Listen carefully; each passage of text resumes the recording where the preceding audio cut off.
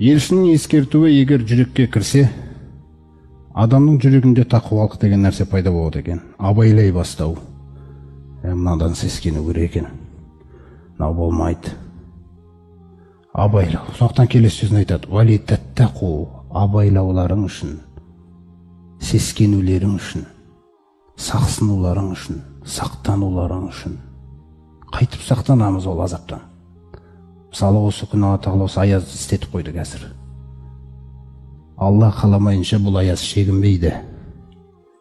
Бұл оның аяты. Кім не істей алады мынау аязға қазір?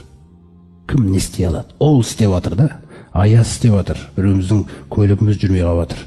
Біреуміздің суымыз қатып қалып жатыр. Біреуміздің не істей аласың? Түк істей алмайсыңдар ғой деп жатыр Алла тағала. Өзі жаңа сәжде сүресінде айтқандай, «Вәләнузиқаннахум минал азабил адна дунал азабил акбар, лағаллахум яржиғун».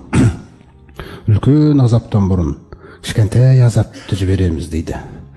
Дәмін таттырамыз дейді сәл. Мақсат не?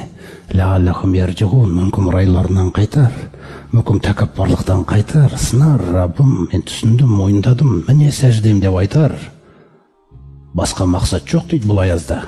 Оғынғандар оғынды, оғынбағандар оғынбайды. Алланың рахымы ашуын жеңіп кеткен. Сондықтан күндердің бір күні бұл аяз тоқтар. Бірақ бұл аяз кімге қандай әсер қалдырды? Қаласа біреуін жолға салды осы аяз арқылы. Намаз бастап жатыр бір адамдар. Қаласа бұл аяз арқылыдан сайын адастыра салды біреуді. Ал кез келген тәкаппар адамға шығып көрсін далаға. Міне мен тоңбаймын, не істей аласың менімен деп істейді ол онымен, не істейтін. Алла тағала әмірін көрсетіп жатыр. Бұл аяз, сол Алла тағаланың әскерінің бірі.